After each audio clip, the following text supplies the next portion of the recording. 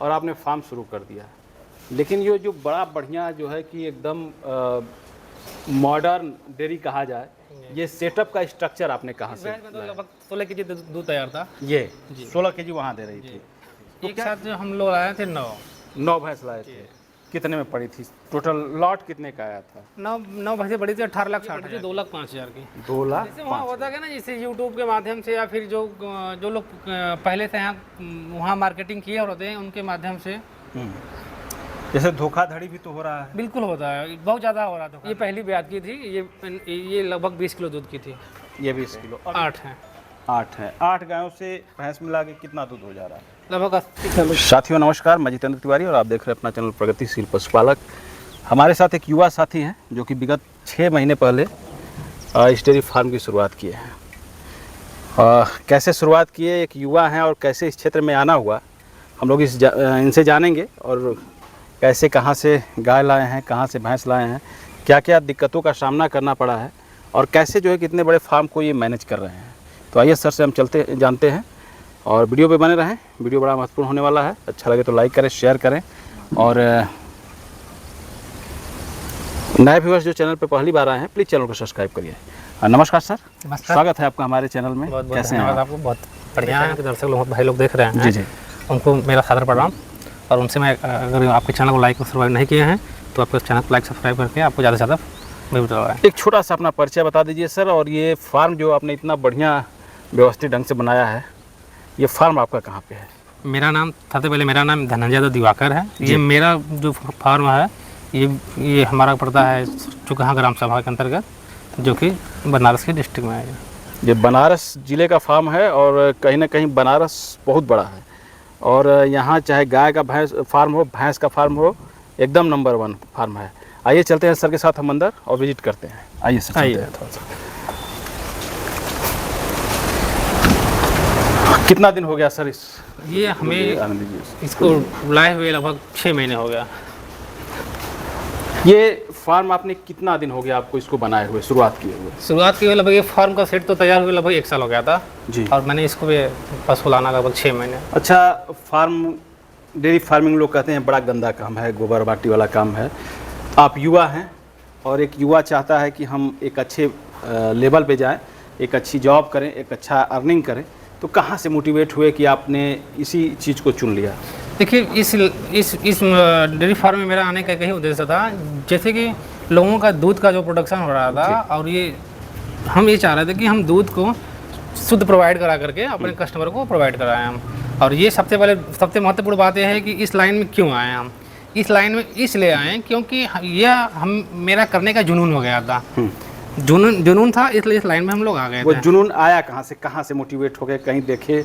हाँ, ये YouTube के माध्यम से मैंने बहुत से लोगों का डेयरी फार्म में देखता था, और उन्हीं लोगों के माध्यम से मेरे अंदर जुनून आया, और मैंने इस काम को करना शुरू कर दिया। पहले जब शुरुआत में मैंने काम करने के लिए सोचा तो ये लगा कि नहीं, नुकसान में चले जाएंगे या ऐसा कुछ हो जाएगा। लेकिन ठीक है, शुरुआती दौर में लगता है, लेकिन जब करने लगेंगे तो किया जाता है, तो उसके बाद ये होता है कि नहीं, इस काम को किया जा सकता है। आपने YouTube देखा और आपने फार्म शुरू कर दिया। लेकिन ये जो बड़ा बढ़िया जो है कि एकदम मॉडर्न डेयरी कहा जाए, ये सेटअप का स्ट्रक्चर आपने कहाँ से लाया? ये मेरे मन में डॉक्टर दिलीप सिंह करके थे। मैंने उनके माध्यम से जो है फ़ोन से बात किया, और उनके ही निर्देशानुसार मैंने इसको बनवा दिया। उन्होंने गाइड किया कि नहीं, इस तरह से बनवाओ। क्या लंबाई चौड़ाई है आपके सेट की? इस सेट की लंबाई चौड़ाई में लग रहा है कि 28 फीट चौड़ाई होगी और 80 फीट लंबाई होगी। 28 फीट चौड़ाई, 80 फीट लंबाई है। उधर भी जगह है आपने छोड़ा है, वो कितना है? ये सेम वही है, 28 फीट चौड़ाई और 80 फीट लंबाई है। मतलब ये टोटल जमीन की बात कर लिया जाए जितने में पूरा सेटअप है आपका, ये लगभग 4 बिस्से की जमीन, 4 बिस्से आपने डेयरी फार्म के लिए दिया है, फंसाया है। अब चलते हैं आपके जानवरों की तरफ। जी। जैसे जब नया आदमी शुरुआत करता है सर, तो आजकल बिचौलिया हैं, दलाल हैं, और कहीं ना कहीं नए लोग को खोजते हैं कि कैसे मैं उनको अपने जाल में फंसाऊं और 40,000 की गाय 60,000 में बेच दूं, या फिर नुकसान होने वाली गाय जो है उनको मैं दे दूं, ताकि वो जाके अपना तो काम बन गया, बाकी वो फंसे, उससे मतलब नहीं है। तो क्या कहाँ से आप गाय खरीदे, कुछ आइडिया था कि किस तरह की गाय में? सबसे पहले मैंने जब शुरुआत करने का तो मैंने चला गया था बाहर, हरियाणा से मैंने भैंसा लाया, और भैंस लाने के लिए मैंने सोनू का सहारा लिया, जो कि हमारे गांव के ही बगल के थे, तो इन्होंने हमें भैंस जाके हरियाणा से दिलवाए थे। हरियाणा से भैंस सोनू जी ने आपकी मदद की। जी और सोनू जी कहीं ना कहीं देखा जाए तो हर एक वैसे लोगों का साथ देते हैं जो कि इस क्षेत्र में नया आ रहे हैं और अपने व्यवसाय पे कम और दूसरे का व्यवसाय खड़ा करने में ज़्यादा ध्यान देते हैं। ये इनका लाट है जो कि भैंसें हरियाणा से आई हुई हैं। तो एक साथ कितनी भैंसें लेके आए थे? एक साथ जो हम लोग आए थे 9 भैंस लाए थे। कितने में पड़ी थी? टोटल लॉट कितने का आया था? 9 भैंसें बड़ी थी, 18,60,000 की। 18,60,000। मतलब आ जाइए थोड़ा सा इधर से। मतलब देखा जाए तो लगभग 2 लाख, 2.25 लाख के करीब में एक भैंस पड़ गई थी। तो सारी ब्याई हुई थी? जी सारी ब्याई वहीं की बच्चा दी हुई थी। जी जी। दूध क्या था वहाँ पे? दूध इस भैंस में तो लगभग 16 केजी दूध तैयार था। ये जी। 16 केजी वहाँ दे रही थी। तो क्या जितना दूध वहाँ आप निकाले थे यहाँ आके अपने मिट्टी पे उतना करी? नहीं, 1.5 लीटर कम पड़ी, 1 लीटर कम करी, 1 लीटर। तो इससे बहुत बड़ा इशू नहीं माना जाएगा। किस लैक्टेशियन की भैंसें आपने पसंद किया? जैसे हमने तो मसाना, मुर्रा। नहीं, ब्यात कौन कौन सी लेके आए? सारी फर्स्ट में, सेकंड में, थर्ड में कौन कौन सी? फर्स्ट सेकंड मैंने बात पसंद की। फर्स्ट सेकंड में आपने लेके आया। ये आपकी 16 वहाँ कर रही थी, यहाँ मतलब मान के चलिए कि 15, हाँ 14-15 यहाँ करी। जी। किस ब्यात में है वो? ये दूसरी ब्यात में थी। दूसरे ब्यात में कितना में पड़ी थी वहाँ पे? ये पड़ी थी 2,05,000 की। 2,05,000। और ये वाली? ये पहली ब्यात की है और ये पड़ी थी 85 की। ये 11 केजी दूध करी। 1,85,000 में पहली ब्यात की। नीचे क्या था इसके? कटरी थे। पड़िया जी फीमेल काफ थी। जी। क्योंकि बहुत से लोग नहीं समझ पाएंगे कटड़ी क्या होता है, पड़िया क्या होता है। अलग अलग जगहों की अलग अलग भाषा होती है। तो फीमेल काफ से आप लोग समझ जाइएगा कि हाँ इसके साथ फीमेल काफ थी। ये फर्स्ट लैक्टेशियन जी। है। और ये वाली सर? ये भी फर्स्ट है। ये फर्स्ट है। जी। ये कितना दूध निकाली? ये निकाली थी 14 लीटर, पहली ब्यात की है। 14 लीटर। हाँ। कितने में पड़ी थी? 2,20,000 की पड़ी थी। क्या क्या चीज़ें आपने देखा खरीदते समय? मैंने जब खरीदते समय इसका जो है पीछे का लोग पुट्ठा वगैरह मैंने देखा, पैर देखे, इसका थन आयन जो होता है, मिल्क वैन भी देखा, और सारी चीज़ें जो है अब इसकी। जैसे लोग चमड़ी वगैरह भी कैसे चेक करते हैं, थोड़ा सा करके बता चमड़ी दीजिए, वगैरह क्योंकि मैं- इसकी जो है स्किन जो है पता कर लेते हैं, पतली या मोटी है, आभास हो जाता है टच करने पे। तो ये कितने में लिए थे वहाँ पे? ये 2,20,000 की मैंने ली थी। ये 2,20,000 की भैंस है। कितना दूध बताया आपने? 14 लीटर देती पहली ब्यात। 14 लीटर। यहाँ फर्स्ट लैक्टेशियन में कहीं ना कहीं दूसरे में ये ज़्यादा देती हैं। आपके यहाँ कितना कर रही है? 14 कर रही है। 14 कर रही है। मतलब इसमें नुकसान नहीं है, घटी नहीं है, जी। मैनेज किए हुए हैं। और ये वाली सर? ये दूसरी ब्यात की भैंस है। जी। ये 2,08,000 में हुई थी। ये भी वहीं से लिए थे। 2,08,000 में। वहाँ कितना दूध निकाले थे? वहाँ पे ये 16 लीटर दूध कर रही थी। 16 लीटर वहाँ कर रही थी। कितने टाइम आप मिल्किंग करा के लिए थे? मैंने मिल्किंग 4 टाइम करा गया था। अच्छा, वहाँ जैसे आप लोग जाते हैं, नए होते हैं, तो कैसे पता चलता है कि हाँ यहाँ जाएंगे तो हमें भैंस मिल जाएगी?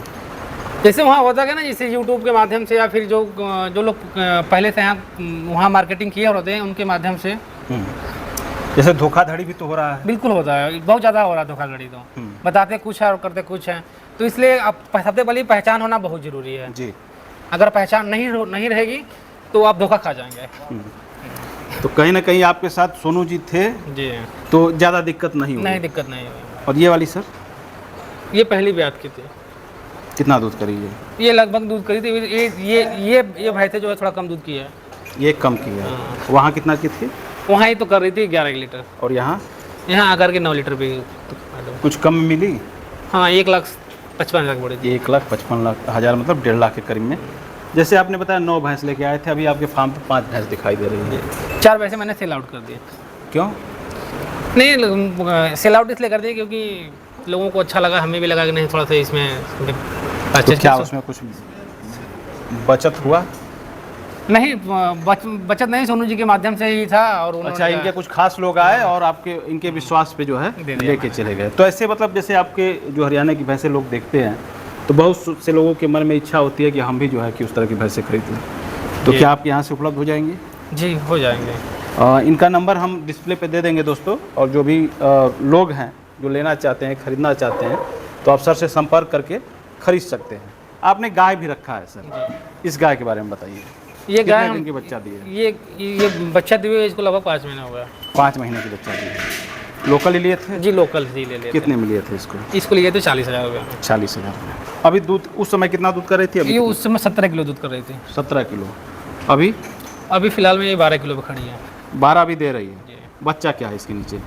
इसके नीचे जो है वो कटरा था। बछड़ा बछड़ा तो है कि नहीं है, बछड़ा उसका है। अच्छा, वो वाला बछड़ा है। सीमन वगैरह? सीमन ले लीजिए। सीमन ले लिया। और ये वाली? ये पहली ब्यात की थी, ये लगभग 20 किलो दूध की थी। ये 20 किलो। अभी कितना दूध है? अभी इसमें 14 किलो दूध तैयार है। ये कितना दिन हुआ इसको बच्चा दिए? इसको बच्चा दिए 6 महीने हो गए। 6 महीने हो गए। ये भी सीमन ले ली है? हाँ, ये भी सीमन ले लिया। तो जैसे बकेना होने के बाद भी गाय सेल कर देते हैं? नहीं, अभी बकेना होने के बाद सेल नहीं करते हैं। बकेना होने के बाद नहीं करते। तो भैंस सेल करना है, गाय सेल नहीं करना है। और ये वाली सर? ये जो है अभी फिलहाल में ये तीसरे ब्यात की गाय है जी। और ये दूध अभी कर रही है लगभग 19 लीटर के आसपास। 19 लीटर। अभी हाल की ब्याई हुई है। ये ताज़ी बच्चा दी है। बच्चा भी दिखा दीजिएगा। बच्चा उधर बंधे हुए हैं तीनों गाय के। तो हम देख रहे हैं कि सींग वाली गाय आप रखे हैं, इसके पीछे क्या कारण है? सिंग वाली इसलिए रखे थे कि हमारा जो सेट है और ये जो हमारा ग्राफ है ये आउट में बना हुआ है, तो लोगों के कथनानुसार कि हीट स्ट्रेस में ना रहे गाय हमारी, मतलब कहीं ना कहीं इनके अंदर जो है बीमारियों से लड़ने की जो क्षमता है थोड़ा ज़्यादा रहे, वो बढ़ जाएगी। और ये सर? ये हम देसी गाय है हमारा। ये गाभिन है, अभी बच्चे देने वाली है अगले महीने में। ये बच्चा देने वाली है। तो अभी टोटल मिल्किंग में कितने जानवर हैं आपके फार्म पे? 8 हैं। 8 हैं। 8 गायों से भैंस मिला के कितना दूध हो जा रहा है? लगभग 80 किलो हो जा रहा है, 80-85 यही हो जा रहा है। पर डे का 80-85 लीटर हो जा रहा है। कहाँ दूध बेचते हैं आप? हमारा खुद का प्रोडक्शन है। अच्छा, अपना प्रोडक्ट खुद बनाते हैं? जी। क्या बनाते हैं? दही हो गया, पनीर हो गया। हाँ। सेल आउट कैसे करते हैं उसको? सेल आउट करते काउंटर से, हमारा काउंटर है। सर का काउंटर है, कहाँ पे है? ये हमारे मेन मार्केट है आज़ाद चौराहा पे। अच्छा, आज़ाद चौराहा पे इनका खुद का काउंटर है, जहाँ की वहीं से सारे दूध से बने प्रोडक्ट बिक जाते हैं। घी वगैरह भी तैयार करते हैं? जी, घी भी तैयार करते हैं। तो वो भी मिल जाता है? जी। क्या रेट में मिल जाता है? घी उस समय हम बेच रहे थे 1000 रुपये के जी। 1000 रुपये के जी।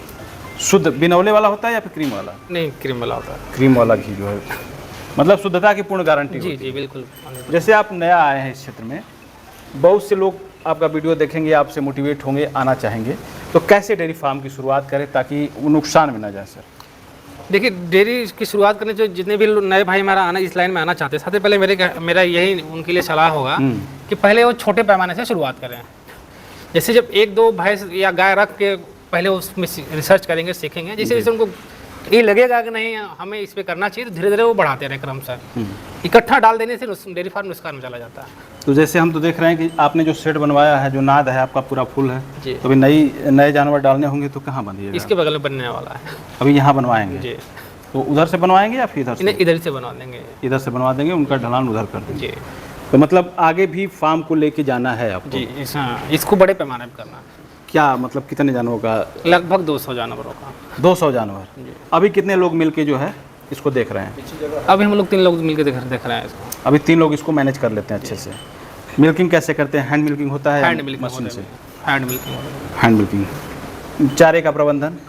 चारे का प्रबंधन हो जाता है। खुद का है या फिर मंगाना पड़ता है? नहीं, मंगाते हैं। तो मंगाने पे कॉस्टली नहीं पड़ता है? नहीं, कास्टली का हम लोग स्टोर कर लेते हैं। जब सीजन होता है तो चारे का स्टोर कर लेते हैं। सीजन में ही मतलब चारा स्टोर कर लिया जाता है, जिससे कि वो सस्ते रेट में जो है मिल जाता है। लोग कहते हैं कि इन सब गायों के लिए बैलेंस फीड बड़ा जरूरी होता है। कौन सा फीड भी चला रहे हैं आप? बैलेंस फीड इन लोगों को हम तो चला रहे हैं, माहू आ रहा है एक नन सदन करके, मिनरल उसको चलाते हैं।